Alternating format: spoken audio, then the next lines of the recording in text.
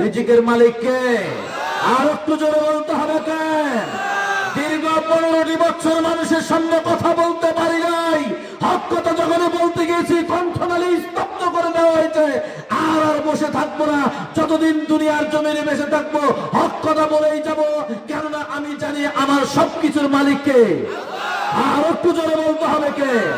আল্লাহ সুবহানাহু ওয়া তাআলা আমাদের সকলকে কবুল করুন। সবাই বলেন আউযু বিল্লাহি মিনাশ শাইতানির রাজীম।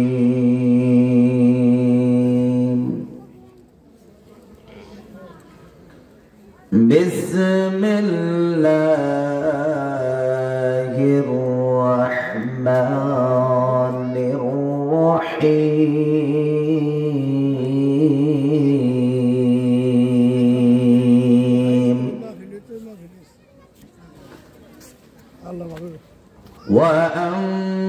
وأنفقوا مما رزقناكم من قبل أن يأتي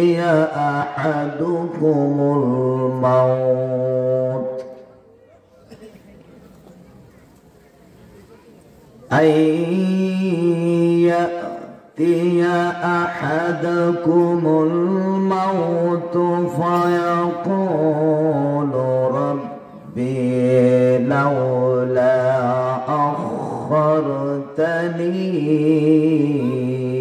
إلى أجل قريب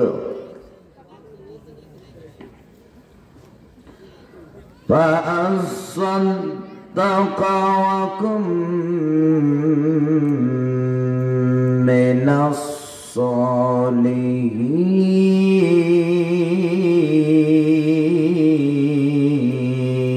الصالحين ولن يؤخر الله نفسا إلا جاء أجلها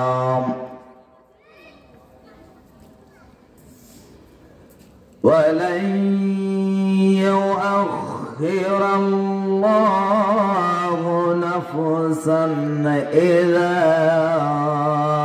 جاء أجلها الله خبير بما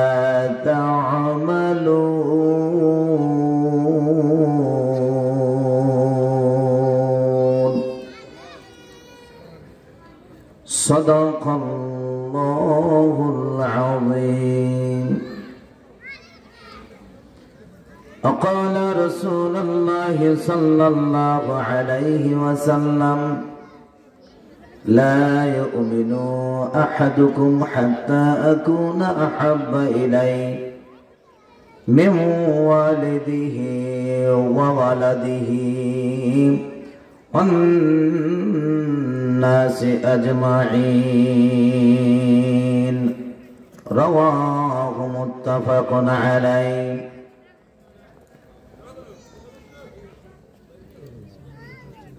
আজ থেকে বহু বছর আগে, ওরে আজ থেকে বহু বছর আগে এই দুনিয়ার বুকে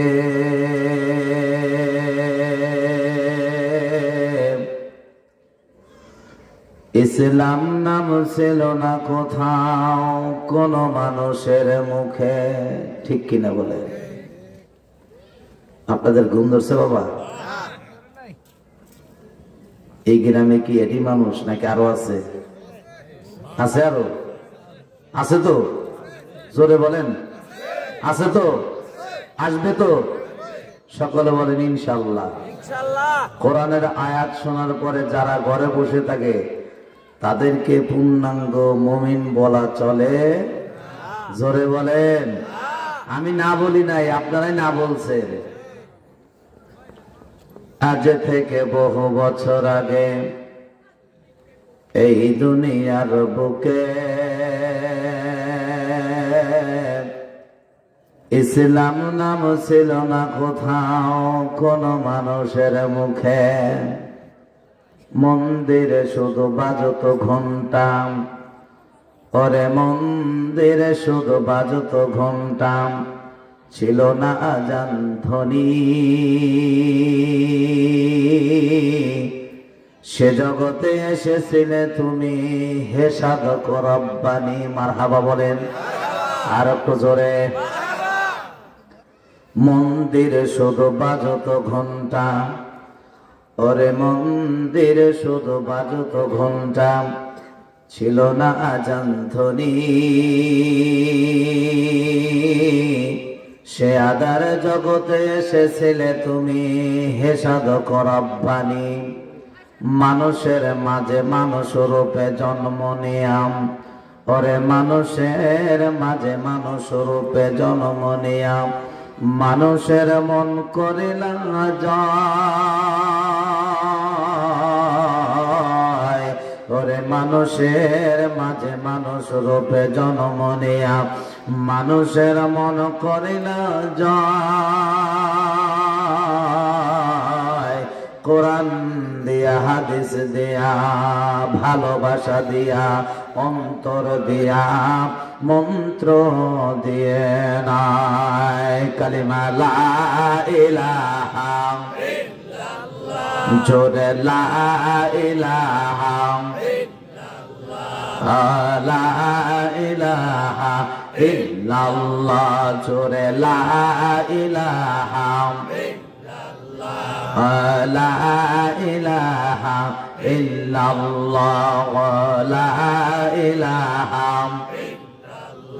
কলবে লা ইলাহা জোরে লা ইলাহা ইল্লাল্লাহ, আশিকে লা ইলাহা মাশুকে লা ইলাহা, জবানে লা ইলাহা, দিলে লা ইলাহা, লা ইলাহা ইল্লাল্লাহ, লা ইলাহা। এই আশিকান যদি হতে চাও, সাচ্চা লোকের সঙ্গী হও। প্রেমিক যদি হতে চাও, মুমিন বান্দার কাছে যাও। জান মালা ভাই কোরবান কর, আউয়াল কালিমা জিকির কর। জান মালা ভাই কোরবান কর, আউয়াল কালিমা জিকির কর। লা ইলাহা ইল্লাল্লাহ, জোরে মহব্বতে বলেন লা ইলাহা ইল্লাল্লাহ, লা ইলাহা ইল্লাল্লাহ, কলবে লা ইলাহা ইল্লাল্লাহ, লা ইলাহা ইল্লাল্লাহ,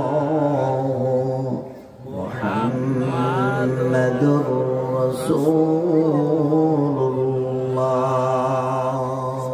সাল্লাল্লাহু আলাইহি ওয়াসাল্লাম। রসুলপুর বনগ্রাম বাজার সংলগ্ন বাইতুর রহমান জামে মসজিদের উন্নয়ন কল্পে আয়োজিত 11তম বার্ষিক তাফসীরুল কোরআন মাহফিলের সম্মানিত সভাপতি সাহেব,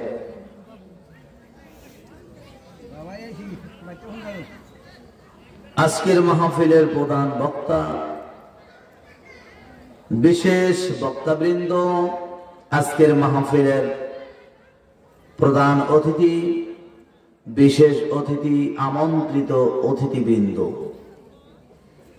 এখানে আর একটা বিষয় বেশি উল্লেখিত হয়েছে, সেটা হচ্ছে প্রবাসী অতিথি। আমি আমার অন্তরের অন্তঃস্থল থেকে সকলকে আন্তরিক মোবারকবাদ জানাচ্ছি। সেই সাথে আমার সামনে ডানে বামে উপবিষ্ট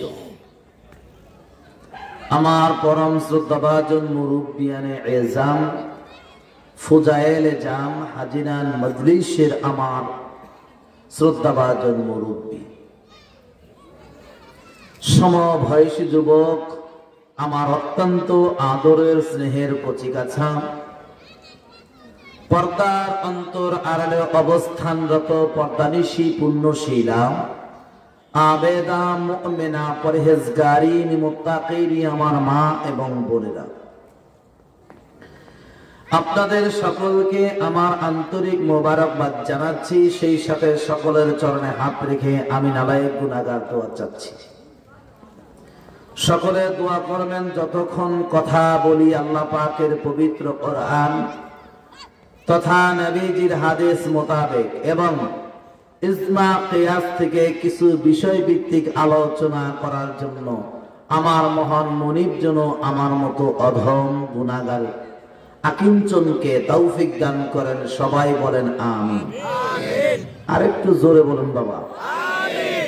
মহান আল্লাহ সুবহানাহু ওয়া তাআলার দরবারে লাখ কোটি শুকর, যে মহান রব্বুল ইজ্জাত আল জালাল অত্র অঞ্চলের অগণিত মানুষের মধ্য থেকে ছাঁটাই করে বাছাই করে যাচাই করে মনোনীত করে ভালোবেসে হাজারো মানুষ যারা দোকান পাটের সামনে বসে আছে তাদেরকে এখনো আল্লাহ সুবহানাহু ওয়া তাআলা পবিত্র কোরআনের মজলিসে প্রবেশ করতে দেয় নাই, অথচ এর মধ্যে অনেককেই আল্লাহ সুবহানাহু ওয়া তাআলা পবিত্র মজলিসে ঢোকার তৌফিক দিয়েছেন। আগত অনাগত সকলের পক্ষ থেকে আল্লাহ সুবহানাহু ওয়া তাআলার দরবারে শুকরিয়া আদায় করি। সকলেই মুহাব্বতের সাথে বলে নেই আলহামদুলিল্লাহ। আর একটু জোরে বলে নেই আলহামদুলিল্লাহ। যেই সমস্ত মানুষগুলাকে আল্লাহ সুবহানাহু ওয়া তাআলা এখনো সঙ্গত কারণে আসতে দেয় নাই, আল্লাহ সুবহানাহু ওয়া তাআলা তাদেরকে আসার তৌফিক দান করুন। নিতান্তই যেন সমস্যায় পড়ে আসতে না পারে আল্লাহ সুবহানাহু ওয়া তাআলা যেন তাকে ক্ষমা করেন। সবাই বলেন আমিন। আর একটু জোরে বলেন আমিন। অলসতা বশত বসে থেকে শয়তানের ফেরেবে পড়ে থেকে যদি কোনো ব্যক্তি না আসে, আল্লাহ সুবহানাহু ওয়া তাআলার কাছে সাহায্য চাই, আল্লাহ সুবহানাহু ওয়া তাআলা যেন যাজা খায়ের দান করে। সবাই বলেন আমিন। আর একটু জোরে বলেন আমিন। রাগ করলেন নাকি আপনারা?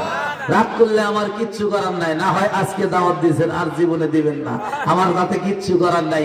আমার জানা আছে এইটুকু, আল্লাহর কোরআনের প্রতি আমার এতটুকু আন্তরিক বিশ্বাস, দৃঢ়তার সাথে বিশ্বাস আছে, ওয়ামা মিন দাব্বাতিন ফিল আরদি ইল্লা আলাল্লাহি রিজকুহা। আমার আল্লাহ সুবহানাহু ওয়া তাআলা বলেছেন বিচরণশীল জগতের এমন কোন মাখলুক নেই যার রিজকের দায়িত্ব আমি আল্লাহ আমার কুদরতি নিজ হাতে কন্ট্রোল করি না। সুবহানাল্লাহ বলে। বিশ্বাস আছে রিজিকের মালিক কে? আর একটু জোরে বলতে হবে কেন? দীর্ঘ 15 বছর মানুষের সামনে কথা বলতে পারি নাই, হক কথা যখন বলতে গেছি কণ্ঠনালী স্তব্ধ করে দেওয়া হয়েছে। আর বসে থাকবো না, যতদিন দুনিয়ার জমিনে বেঁচে থাকবো হক কথা বলেই যাবো, কেননা আমি জানি আমার সবকিছুর মালিক কে। আর একটু জোরে বলতে হবে কে? আল্লাহ সুবহানাহু ওয়া তাআলা আমাদের সকলকে কবুল করুন। সবাই বলেন আমিন। আর একটু জোরে বলেন আমিন। মন খারাপ করলেন? বাদ হামদুলিল্লাহ সরকার দু আলম সরওয়ারে কায়নাত হযরত আহমদ মুস্তাফা মুহাম্মদ রাসূলুল্লাহ, সকলে বলেন সাল্লাল্লাহু আলাইহি ওয়াসাল্লাম। সম্মানিত ভাই ও বাবাজিরা, আপনারা সকলে কেমন আছেন? আলহামদুলিল্লাহ, আলহামদুলিল্লাহ, আলহামদুলিল্লাহ। যে মহান আল্লাহ তাবারক তাআলা আমাকে অনেক দূর থেকে আপনাদের এই সুন্দর চাঁদ মাথা মুখ দর্শন করে আমার জীবনের সগীরা গুনাহ, আমার গুনাহের কালিমা দূর করে আমার জীবনটাকে জান্নাতি ফুটন্ত গোলাপের মতো ফুটিয়ে নেওয়ার একটা সুযোগ করে দিয়েছে। সে আল্লাহ তাআলার দরবারে শুকরিয়া আদায় করি। আলহামদুলিল্লাহ। বাবারে, আপনি যদি কোরআনের মজলিসে বসে অল্প সময় পর্যন্ত আলেমের মুখের দিকে মুহাব্বতের দৃষ্টিতে তাকিয়ে থেকে তার মুখের কথাগুলো, আল্লাহর কোরআনের কথাগুলো মনোযোগ সহকারে শোনেন, আল্লাহ সুবহানাহু ওয়া তাআলা এই তাকিয়ে থাকার বিনিময়ে আপনার তামাম জীবনের যতগুলা চোখের দ্বারা সগীরা গুনাহ হয়েছে আমার আল্লাহ সুবহানাহু ওয়া তাআলা মাফ করে দিবেন। আপনার পবিত্র জবান মোবারক দিয়ে বক্তার সাথে একাত্মতা ঘোষণা করে কোরআনের সাথে দিল মিলিয়ে বলবেন সুবহানাল্লাহ, আলহামদুলিল্লাহ, আল্লাহু আকবার, লা ইলাহা ইল্লাল্লাহ ইত্যাদি ইত্যাদি তাসবিহ তাহলিল গুলো যখন আপনি পড়বেন, আল্লাহ রাব্বুল ইজ্জাত ওয়াল জালাল আপনার এই জবান দ্বারা যতগুলো সগীরা গুনাহ সংগঠিত করেছে तमाम জীবনের সগীরা গুনাহ maaf করে দিবেন। আপনি হেঁটে হেঁটে আসছেন কোরআনের মাহফিলে, প্রত্যেকটা কদমের বিনিময় আমার আল্লাহ রাব্বুল ইজ্জাত ওয়াল জালাল আপনার আমলনামা থেকে একটা করে নেকি দান করে দিয়েছে, একটা করে গুনাহ maaf করে দিয়েছেন। আপনি যখন বাড়ি থেকে আসতে আসতে এখানে যতগুলো গুনার বোঝা আপনার ছিল, এই প্যান্ডেলের বাহিরে আল্লাহর ফেরেশতারা বহন করেছেন। সুবহানাল্লাহ। আপনি যখন এই মজলিসে বসিয়া দু চোখের পানি ছেড়ে দিয়ে আল্লাহর দরবারে ফরিয়াদ করবেন, মালিক ওগো রব্বুল আলামিন, তোমার কোরআনের মজলিসে এসেছি, কিন্তু আমি তো জানি আমি বড় গুনাহগার, আমার মতো গুনার কালিমা আর কারো জীবনে আছে কিনা আমার জানা নাই। আপনি যখন নিজেকে অতিরিক্ত ছোট মনে করবেন আমার রবের দরবারে, আমার আল্লাহ রাব্বুল আলামিন আপনার জীবনের গুনাহ maaf করে দিবে। যখন এখান থেকে বের হয়ে বাড়ির দিকে রওনা দিবেন, ফেরেশতারা বলবে, আল্লাহ ওই যে আপনার বান্দা আব্দুল গফুর সাহেব চলে যাচ্ছে, আব্দুল কাহার সাহেব চলে যাচ্ছে, আব্দুল লতিফ সাহেব চলে যাচ্ছে, ইব্রাহিম চলে যাচ্ছে, আল্লাহ এই গুনাহের কালিমাগুলা কি করব, ওর মাথায় আবার বহন করাবো কিনা। আমার আল্লাহ রাব্বুল আলামিন ডাকতে বলবে, ফেরেশতা ওরে আমার রহমতের ফেরেশতারা, আমার বান্দারা, আমি আল্লাহ আমাকে না দেখে বিশ্বাস করিয়া আমি রব আমার দরবারে ফরিয়াদ করেছে, আল্লাহর দরবারে আমার কাছে গুনাহ maaf চেয়েছে, আমি আল্লাহ রাব্বুল আলামিন ওয়াদা দিয়েছি গুনাহ maaf করে দেব। এ আমার ফেরেশতারা, আমার এই বান্দার আমলনামায় আর গুনাহ দেওয়া যাবে না, বরং কি করো, যতগুলা গুনাহ আমার বান্দার অবশিষ্ট আছে এই গুনাহগুলা নেকিতে রূপান্তরিত করে আমার বান্দার আমলনামায় লিখে দাও। আর একটু জোরে বলে। এভাবে কিছু সময় কথা বলে আপনি শুনবেন, সবাই শুনবেন তো ইনশাআল্লাহ। কারা কারা শুনবেন একটা হাত তুলে দেখান। মুরব্বি ফাইসা গেছেন, জাযাকাল্লাহ, আলহামদুলিল্লাহ আলহামদুলিল্লাহ। আমি বলছি কারা কারা শুনবেন, না বলে বলেছি বুঝতে পারেন নাই, তবে হ্যাঁ আশেকে মাসুক ইঞ্জিন সুবহানাল্লাহ বলেন। আশেকে আপনারা পাগল হয়ে গেছেন, আমাকে ভালোবেসে ফেলেছেন, আল্লাহর কোরআনকে ভালোবেসেছেন, এই কারণে আপনারা হুস মে জুস নেহিদা, হুশের জন্য জুস হারায় ফেলাইছেন। আল্লাহ সুবহানাহু ওয়া তাআলা আপনাদের জীবনের গুনাহ maaf করে দিবে। আল্লাহ তাআলা যেন কবুল করে, সবাই বলেন আমিন। আমরা গুনাহ নিয়ে জান্নাত, আমরা গুনাহ নিয়ে কি কবরে গিয়ে আমাদের উপায় আছে? জোরে বলার উপায় আছে? আল্লাহ তাআলা যেন আমাদের maaf করে, সবাই বলে না। যে কোনো ওয়ে, যে কোনো অবয়ে, যে কোনো ভাবে আল্লাহ সুবহানাহু ওয়া তাআলা যেন আমাদের সকলকে maaf করে। কি গো, আমরা আল্লাহর কাছে maaf চাওয়ার ভিখারি নই? আমরা সকলে গুনাহগার, আমরা আল্লাহর কাছে ভিখারি। আল্লাহ তাআলা বলেছেন, আল্লাহু গনিয়্যুম ওয়া আনতুমুল ফুকারা, আমি আল্লাহ হচ্ছি ধনী আর তোরা সবাই হলো ফকির। আমরা কি ধরে বলেন? যিনি প্রধানমন্ত্রী তিনি ফকির, প্রধান উপদেষ্টা, পৃথিবীর মধ্যে পরাশক্তি আমেরিকা, তাও ফকির। ফকির না? আল্লাহর কাছে সবাই ফকির। ওয়া আনতুমুল ফুকারা, তোরা সবাই ফকির। মানব দানব জিন ইনসান সৃষ্টি জগতের যাহা কিছু আছে, একমাত্র সৃষ্টিকর্তা মহান আল্লাহ সুবহানাহু ওয়া তাআলা, তিনি হচ্ছে ধনী, আর तमाम জগতের সমস্ত সৃষ্টি জগতের সমস্ত মাখলুক হচ্ছে ফকির। ঠিক কিনা বলে? এই ফকিরদের পক্ষ থেকে আমরা ফকিররা এসেছি। আল্লাহ তাআলা যেন আমাদেরকে ফকির হিসেবে কবুল করেন। আর একটু জোরে বলে আবার আমাদের দেশে এক ধরনের ফকির আছে, ওরা কিন্তু আবার আর একদিকে মনে করে। আছে না এরকম? আপনাদের এলাকায় কি আছে? আল্লাহ তাআলা যেন তাদের সকলকে কোরআন বোঝার তৌফিক দান করে। আমি এত কিছু বলবো না, তারা অনেক সময় ভালো ভালো কথা বলে, আমি অস্বীকার করি না, কিন্তু ভালো ভালো কথার মধ্যে বিপদ আছে, ভেজাল আছে, এমন ভেজাল বাজায় দেয় ইসলামের শরীয়তের বিরুদ্ধে কাজ করে ফেলায়, ঠিক কিনা বলে? আল্লাহ তাআলা যেন তাদেরকে ক্ষমা করে এবং তাদেরকে সহ আমাদের সকলকে হেদায়েত দান করে, সবাই বলেন আমিন। আরেকটু জোরে বলেন আমিন। সম্মানিত বন্ধু মুসলমান, بعد حمد الله سرکار دو عالم نور مجسم حضرت احمد مصطفى محمد رسول الله সকলে বলেন সাল্লাল্লাহু আলাইহি ওয়াসাল্লাম। সেই নবী পাকের উপর অসংখ্য অগণিত দরুদ এবং সালাম। আসুন আমরা পবিত্র কোরআন থেকে ছোট্ট একটা আয়াতে কারিমা আমি অদম গুনাহগার তেলাওয়াত করেছি, আল্লাহ সুবহানাহু ওয়া তাআলা যদি তৌফিক দান করেন এই আয়াতে কারিমা থেকে কিছু কথা বলার চেষ্টা করব। ওমা তৌফিকি ইল্লা বিল্লাহ, সবাই বলেন আমিন। আরেকটু জোরে বলেন আমিন। এবার আমার সাথে আওয়াজ দিয়ে বলুন আউযু বিল্লাহি মিনাশ শাইতানির রাজীম। বিসমিল্লাহির রাহমানির রাহিম।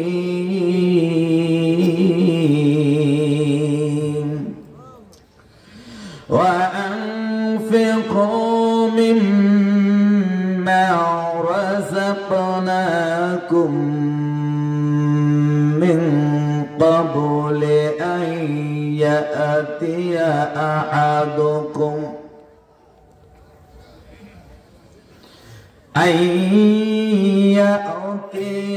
أحدكم الموت فيقول ربي لولا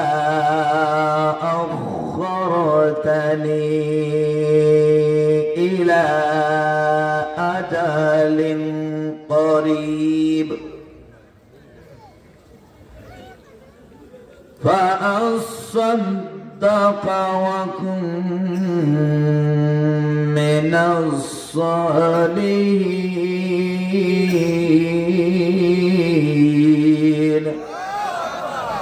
আল্লাহ রাব্বুল আলামিন বলেন, আমি তোমাদেরকে যে রিজিক দান করেছি, আমি তোমাদেরকে যে রিজিক দান করেছি তা থেকে তোমরা খরচ করো তোমাদের মৃত্যু আসার আগেই। সুবহানাল্লাহ বলেন। মরার পরে আমরা খরচ করি কি না? আপনাদের দেশে কি খরচ টরচ হয় না? ওই যে তামদারি কই যাবো। আপনাদের এলাকা হচ্ছে নাগরপুর, টাঙ্গাইল সদর, টাঙ্গাইল এলাকা, তাই না? আর আমার বাড়ি হচ্ছে টাঙ্গাইল সদর, তাইলে কি পার্থক্য আছে? খুব একটা। আপনি আমি একই ডিস্ট্রিক্টের মানুষ, পার্থক্য শুধু থানা। সম্মানিত বান্দা মুসলমান, আল্লাহ রাব্বুল আলামিন ডাকতে বলেন, আমি তোমাদেরকে যে রিজিক দান করেছি ওর থেকে তুমি খরচ করো, এবং সেই খরচটা হতে হবে অবশ্যই তোমার মৃত্যুর আগেই তুমি খরচ করো। অন্যথায় অনুতাপ অনুশোচনা করে বলতে হবে, হে পরওয়ারদিগার, আমাকে যদি অল্প সময়ের জন্য একটু অবকাশ দিতে, আমি দুনিয়ার জমিনে আবার ফিরে যাইতাম। আমাকে যা জমি যা কিছু দিতে সব কিছু তোমার দরবারে দান করে, তোমার পথে দান করিয়া আমি তোমার প্রিয় বান্দা হয়ে যাইতাম। এটা আফসোসের বিশাল একটা সমাহার। জোরে কোন কথা ঠিক কি? সম্মানিত বন্ধু মুসলমান, মাইন্ড করবেন না, এই যে গত 5 তারিখ আগস্টের 5 তারিখে আমাদের বাংলাদেশের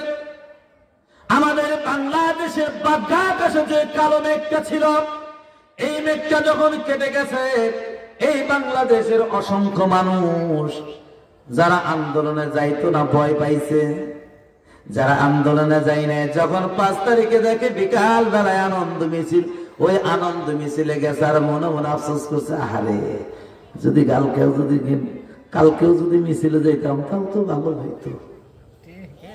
আফসোস করছে না? মনে মনে আফসোস করছে, হাই রে 4 তারিখেও যদি যাইতাম তাও তো বললাম না, তাও আন্দোলন করছি, কিন্তু এখন তো ওরা আন্দোলন করে দাবড়াইছে, আর আমরা না খালি মজা নিলাম নিছি, ঠিক কিনা বলে?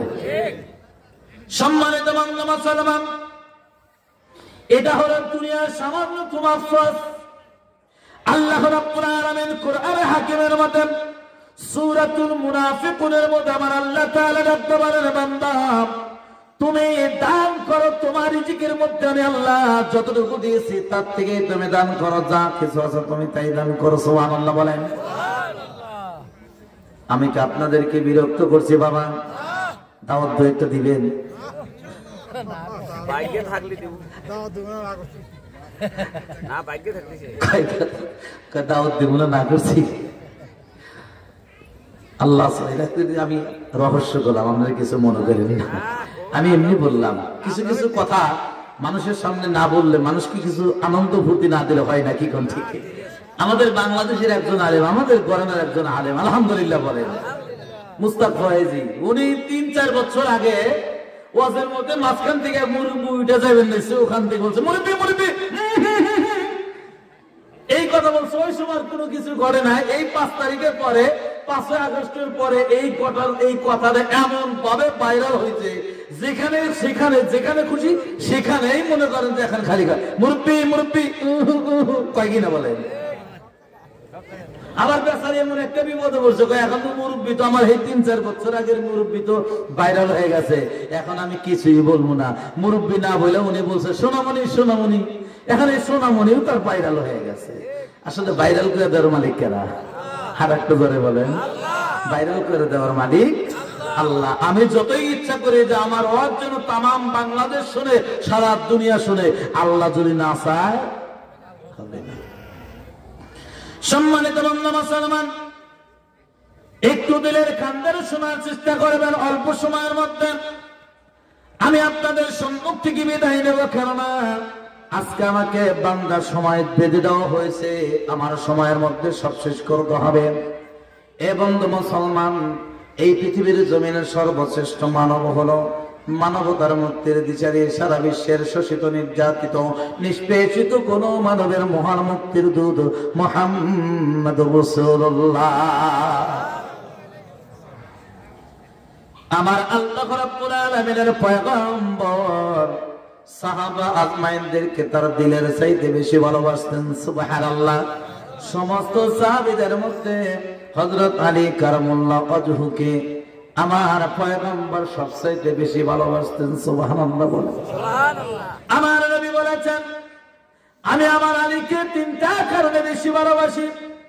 1 নম্বরে হলো আমার আলী এমন একজন মানুষ, যেই মানুষটার বয়স মাত্র ছিল 11 বছর।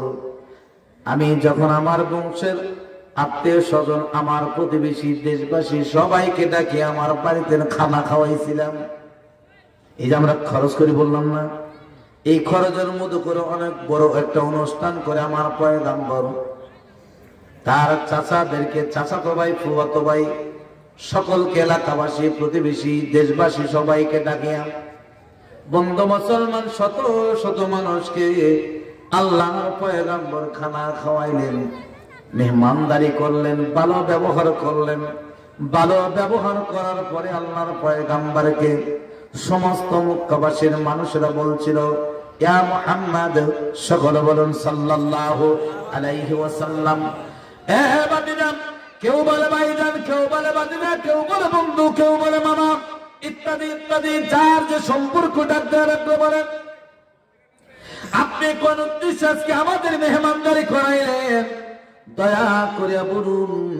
আল্লাহর পয়গম্বর বলেন, আপনারা আমাকে দীর্ঘদিন যাবৎ চিনতেছেন, আমার জন্ম থেকে শুরু করে পর্যন্ত আপনারা আমাকে চেনেন, আমাকে দেখেছেন। দয়া করে বলুন, আমার সম্পর্কে আপনাদের কতটুকু ধারণা আছে?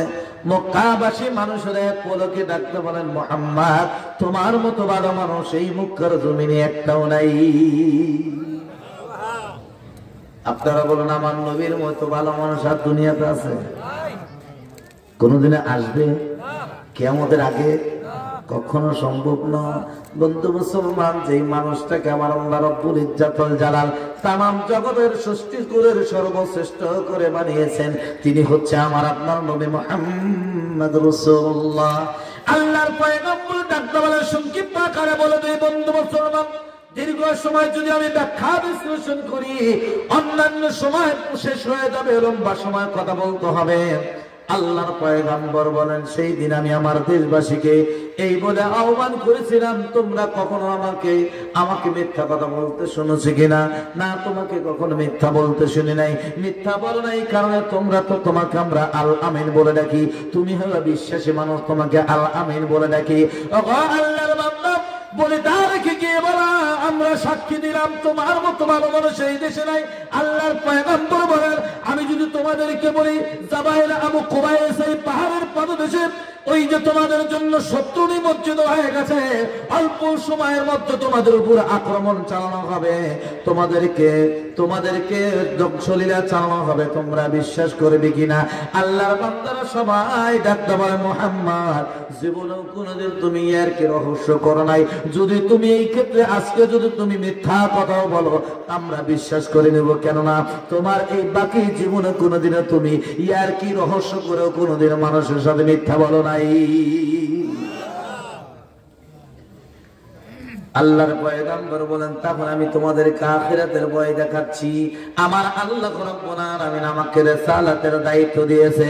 আমি মুহাম্মদ, আমি হলাম আল্লাহর রাসূল। আমার উপর আল্লাহর কোরআন নাযিল হয়েছে। ইকরা বিসমি রাব্বিকাল্লাযী খলাক, খলাকাল ইনসানা মিন আলাক, ইকরা ওয়া রাব্বুকাল আকরাম আল্লাযী আল্লামা বিল কলম। মারহাবা বলেন। আল্লাহ রাব্বুল আলামিনের পয়গম্বর ডাকতে বলেন, তাহলে তোমরা, আমি পয়গম্বর, আমার হাতে হাত রাখো, কালেমা পড়ো, আর তোমরা এই মুহূর্তে সাক্ষী দাও, আশহাদু আল্লা ইলাহা ইল্লাল্লাহু ওয়া আশহাদু আন্না মুহাম্মাদান আবদুহু ওয়া রাসূলুহু। আর একটু জোরে বলতে হবে।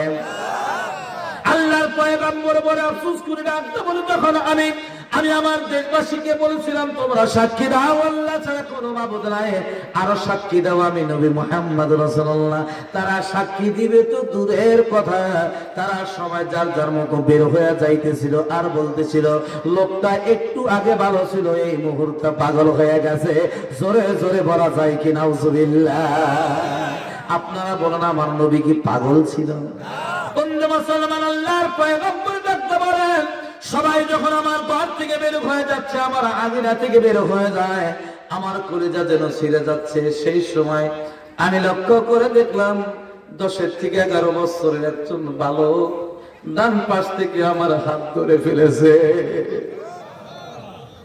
আমি ডান দিকে তাকে দেখি তার কেউ না, আমার কলিজার টুকরা চাচা আবু তালেবের সন্তান আলী, যাকে আমি লালন পালন করি। আমার চেহার আলী আমার হাত ধরে রাখতে বলে, ও মুহাম্মদ, তাম দেশের মানুষ সময় আপনার থেকে মুখ ফিরিয়ে নিছে, আমি আলী মুখ ফিরিয়ে নেব না। আপনি আমাকে সর্বপ্রথম কালেমা পড়ায় দেন, আমি আপনার কাছে বায়াত করব, আমি আপনার কাছে আপনার রিসালাত আমি স্বীকার করে নিলাম। আল্লাহর পয়গম্বর বলেন, সেই দিন এই যুবক বয়সে আমার আলী সর্বপ্রথম আমি পয়গম্বর আমার হাতে হাত রেখে কালেমা পড়ে মুসলমান হয়েছে। আর একটু জোরে বলেন। এক নম্বরে হলো আমার আলী হলো যুবকদের মধ্যে সর্বপ্রথম মুসলমান। এরপরে আমার আলী হচ্ছে একজন আলেম। সুবহানাল্লাহ বলেন। আল্লাহর নবী বলেন, আলা মদিনাতুল ইলম আলিয়ুম বাবুহা, আমি হইলাম ইলমের শহর, আর সেই শহরের দরজা হলো আমার আলী। আমার আলী পৃথিবীর জমিনে সর্বশ্রেষ্ঠ একজন আলেম। জোরে কোন সুবহানাল্লাহ। এই জন্য বন্ধু মুসলমান, মাঝে মাঝে কোনো মানুষ যদি আমার কাছে দোয়া চায়, হুজুর আমার ছেলের জন্য দোয়া করবেন, নাতির জন্য দোয়া করবেন, ভাইয়ের জন্য দোয়া করবেন, আল্লাহ যেন আলেম বানায়। আমি ছোট দোয়া করি না রে বাবা, আল্লাহর কসম তো বলি, আমি এইভাবে দোয়া করি, আল্লাহ আপনার সন্তানকে, আপনার ভাইকে, আপনার নাতিকে আমার আল্লাহ রাব্বুল জালাল জালাল যেন হযরতে আলীর মতো আলেম বানায় দেয়। আর একটু জোরে বলে। বন্ধু মুসলমান, আল্লাহর পয়গম্বর বলেন 2 নম্বরে আমি আমার আলীকে সবচেয়ে বেশি ভালোবাসি, কেননা আমার আলী হলো একজন বীর যোদ্ধা। আমার আলীর মতো বীর যোদ্ধা, বীর পালোয়ান এই পৃথিবীর জমিনে আর একটাও নাই। 3 নম্বরে আমার আলীকে আমি এই কারণে বেশি ভালোবাসি, কেননা আমার আলীকে আমার জীবনে সবচাইতে আদরের দুলালি আমার মা ফাতেমাকে দান করেছি। বন্ধুরে, আমার পয়গম্বর সন্তানদের মধ্যে সবচেয়ে বেশি হযরতে মা ফাতেমা জোহরাকে ভালোবাসতেন। তিনি ছিলেন আমার নবীর কনিষ্ঠ মেয়ে। সুবহানাল্লাহ। হযরতে মা খাদিজাতুল কুবরা রাদিয়াল্লাহু তাআলা আনহা তখন দুনিয়ার জমিন থেকে বিদায় নিয়ে চলে যান। রাসূলপুর বনগ্রামের মায়েরা বোনেরা, ও আমার দিন দরদে পায়রা বাবাজিরা, একটু দিলের কান্দার শুনবেন। আল্লাহর পয়গম্বর নবী মুহাম্মদ রাসূলুল্লাহ সাল্লাল্লাহু আলাইহি ওয়াসাল্লাম একজন নারীকে বেশি ভালোবাসতেন, যার নাম হলো হযরতে খাদিজাতুল কুবরা। আমার নবী ডাকতে বলে, আমার খাদিজা, তুমি হইল আমার দুঃখের বাগিরে খাদিজা। তুমি খাদিজা ছাড়া আমি নবী, আরে মুহাম্মদ রাসূলুল্লাহ আমার জীবনটাকে আমি নিরাপদ মনে করি না। সুবহানাল্লাহ। বন্ধুরে, মৃত্যুর জাখান্নি যখন শুরু হয়ে গেছে, ওই সময় মা ফাতেমা জোহরা একেবারে ছোট্ট বয়সের আল্লাহর বান্দি হযরতে মা ফাতেমা জোহরা খাদিজাতুল কুবরার পাশে বসে আছে। তো চোখের পানি ছেড়ে দিয়েছে আমার নবী খাদিজাতুল কুবরার ডান পাশে বসা।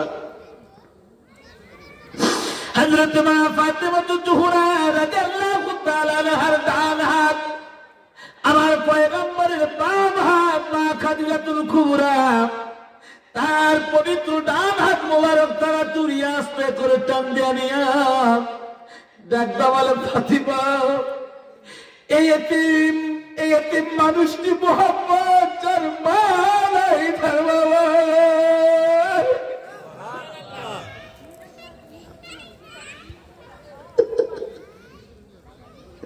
হযরতে মা খাদিজাতুল কুবরা ডাকতে বলে, বিটি রে, আমার নবী মুহাম্মদ রাসূলুল্লাহ জীবনের কোনদিন মায়ের ভালোবাসা পায় নাই, তার চর্ম দু চোখে বাবার চেহারা পর্যন্ত দেখে নাই। আমি মুহাম্মাদের দুর্দিনের সাথে আমার সমস্ত সম্পত্তি, সমস্ত জমি জমা, আমার সমস্ত ক্ষেত খামার, আমার সমস্ত ব্যবসা প্রতিষ্ঠান আমি মুহাম্মাদের পদতলে ছেড়ে দিয়েছিলাম। আমার নবীকে রাখিয়া আমি খাদিজাতুল কুবরা দুনিয়া থেকে বিদায় নিয়ে চলে যাচ্ছি। ফাতেমা, আজ থেকে তুমি হলো আমার নবী মুহাম্মদ রাসূলুল্লাহর মা। মা গো, আজ থেকে তুমি ওয়াদা দাও, আমার স্বামী, আমার তরুণের স্বামী মুহাম্মদ রাসূলুল্লাহকে নিজের সন্তানের চাইতে বেশি ভালোবাসবে। সুবহানাল্লাহ বলে। বন্ধু মুসলমান, আমার মায়েরা বোনেরা, আল্লাহর পয়গম্বরের কলিজার টুকরা মা ফাতেমা জোহরা রাদিয়াল্লাহু তাআলা আনহা ডাকতে বলে, যতদিন পর্যন্ত আমার বাবা মুহাম্মদ রাসূলুল্লাহ দুনিয়ার জমিনে ছিল, আমি লক্ষ্য করে দেখেছি আমার বাবা কোনোদিনও আমাকে সরাসরি ফাতেমা বলে ডাক দেয় নাই, সব সময় আমাকে মা বলে ডাক দিয়েছে। সম্মানিত বন্ধু মুসলমান, আল্লাহর বান্দী হযরতে মা ফাতেমা জোহরাকে আল্লাহর পয়গম্বর হযরতে আলীর হাতে তুলে দিয়েছেন। আমার নবী ডাকতে বলে, এই কারণে আমি আমার আলীকে সবচেয়ে বেশি ভালোবাসি, কেননা তামাম দুনিয়ার মানুষকে যা আমি ভালোবাসি, আমার মা ফাতেমাকে আমি বেশি ভালোবাসি।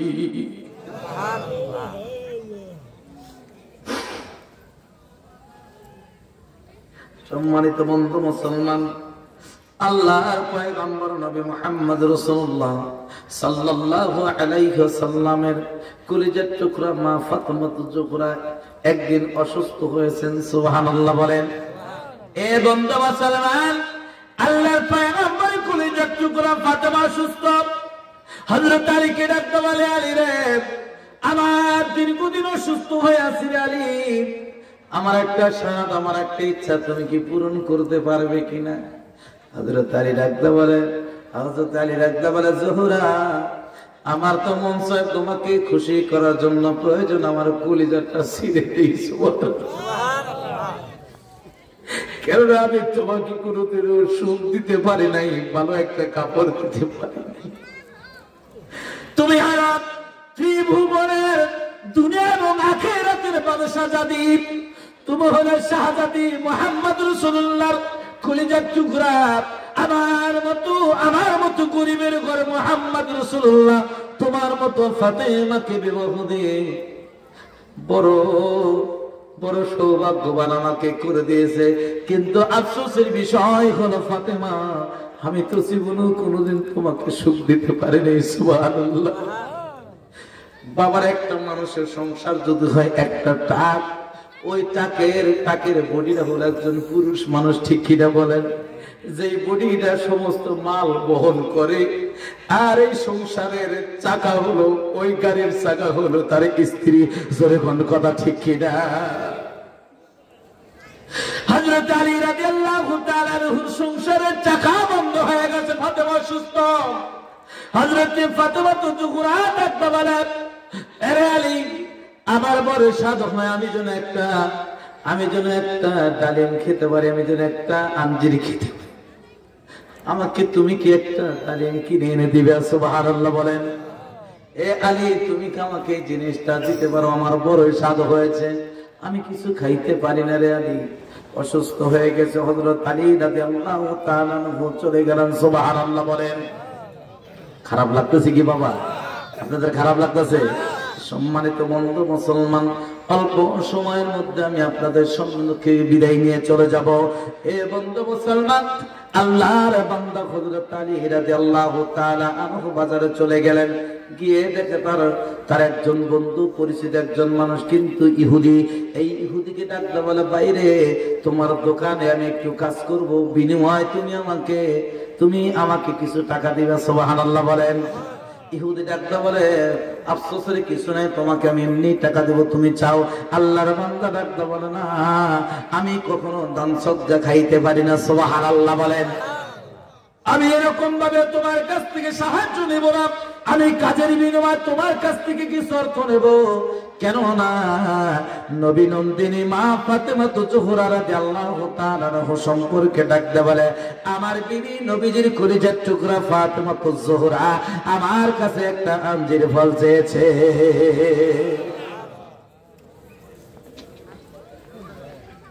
আমি ফাতেমাকে একটা ফল কিনে নিয়ে দেব।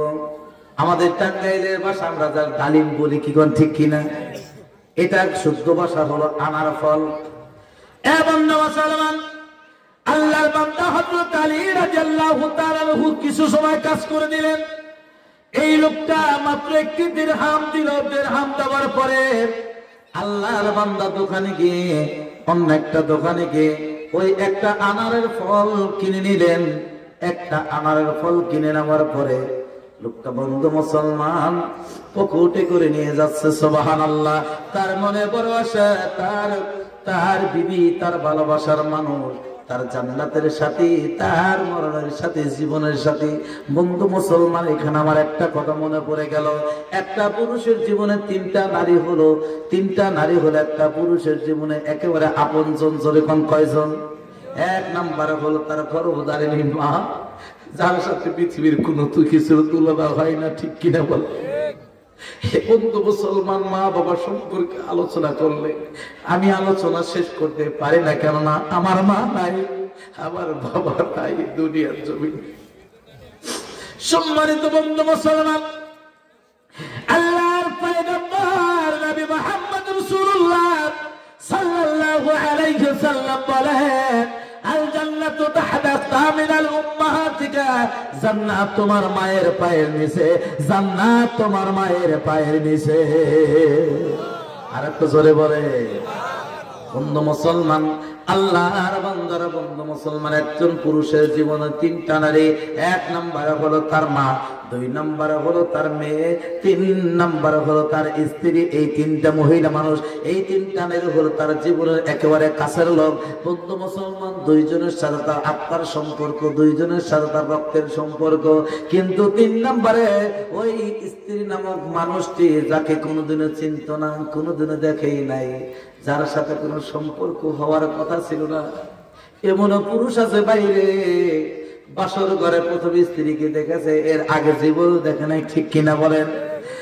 বন্ধু মুসলমান, মেয়ের সাথে মায়ের সাথে তার নারীর সম্পর্ক, রক্তের সম্পর্ক, এরপরে স্ত্রী নামক মানুষটির সাথে তার এমন একটা আর্থিক সম্পর্ক হয়ে যায়, যেই মানুষটা বিনা দ্বিধায় শুধুমাত্র 3টে কথার কারণে কবুল কবুল কবুল, এই কবুল বলার কারণে বন্ধু মুসলমান একটা নারীর দেহ মন যৌবন সারা জীবন তারা বন্ধন ছাড়িয়া দেশ ছাড়িয়া বিদেশে, বন্ধু মুসলমান তার স্বামী না গো মানুষ সাথে আমৃত্যু তার সাথে জীবনটা কাটিয়ে দেয়। সম্মানিত বন্ধু মুসলমান, আল্লাহর পয়গম্বর সরকার দু আলম নবী মুহাম্মদ রাসূলুল্লাহর কলিজার টুকরা মা ফাতেমা জোহরা রাদিয়াল্লাহু তাআলা আনহা বন্ধুরেও অসুস্থ ছিলেন। হযরত আলী রাদিয়াল্লাহু তাআলা আনহু একটা আনার ফল নিয়ে যাচ্ছেন, বাজার থেকে বের হয়েছেন, মদিনার মেঠো পথে আস্তে আস্তে হেঁটে যাইতেছে। এই যে বন্ধু মুসলমান, আমার সম্মুখে আপনাদের সম্মুখে এই যে মুরব্বী বসা আছে, এই মুরব্বী আমরা একসাথে আপনাদের গ্রামের একজন মানুষ হেদায়েতুল্লাহর সাথে পবিত্র মক্কা নগরীতে গিয়েছিলাম। বাবারে, হেদায়েতুল্লাহ হলো ছোটকাল থেকে আমার বন্ধু মানুষ। আমরা অনেকদিন আগে তার সাথে বন্ধুত্ব সম্পর্ক হয়েছে। আমি যখন মক্কা ঘরের ভিতরে প্রবেশ করব, মক্কার ভিতরে যখন প্রবেশ করব, কাবার হাতিমের মধ্যে যাব, তখন পর্যন্ত কাবা ঘর আমি দেখি নাই। বন্ধু মুসলমান, ওই সময় আমি হেদায়েতুল্লাহর হাত ধরে বলেছিলাম, দোস্ত আমার কি ভাগ্য হবে পবিত্র কাবা ঘর দেখার জন্য?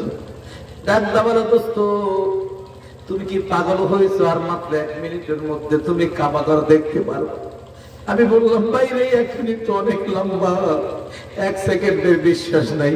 আমি অধম গুনাহগার, আমার গুনাহ যদি আল্লাহ অতিরিক্ত হয়ে থাকে, এই গুনার কথা বলে তো ওই আল্লাহ তাআলা ওই কাবা ঘরের কাছে নেওয়ার আগে আমার জানটা কবাস করতে পারে কি গো বাবা, পারে কি?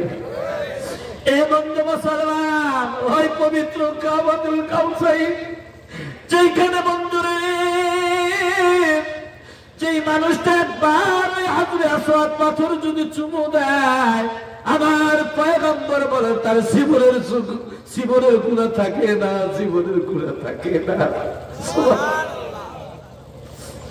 বন্ধু, কাবা ঘরের দরজাকে বলা হয় মুলতাজিম। আমার নবী বলেছে, যেই মানুষটা মুলতাজিমের দরজার সম্মুখ দিয়ে ওই দরজার সৈকাত তুরিয়া, ওই সৈকাত তুরিয়ে যেই মানুষটা যে কোনো দোয়া করবে, আমার আল্লাহ রব্বুল ইজ্জতুল জালাল তার তেমাম সমস্ত দোয়াগুলাই আমার আল্লাহ তাআলা কবুল করে নিবে।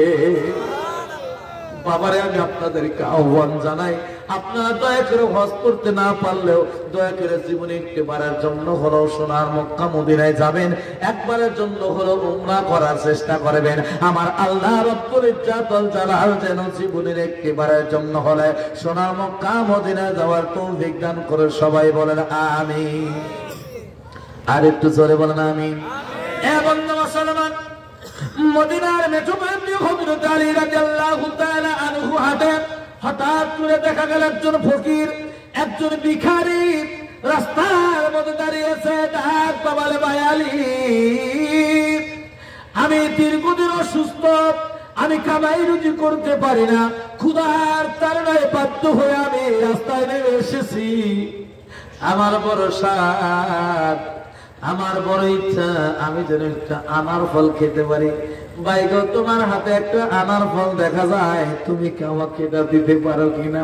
হযরত আলী রাদিয়াল্লাহু আনহু বলে, আহারে, আমি আমার বিবির জন্য, আমার ভালোবাসার প্রিয়সের জন্য, আমার ভালোবাসার মানুষের জন্য আমি এই একটা মাত্র আনার ফল কিনেছি। আমি এখন কি করব?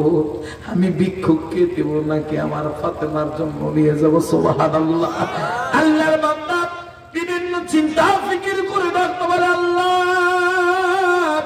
হতে পারে গো মাওলা, আমার এটাই হলো আমার জন্য পরীক্ষা।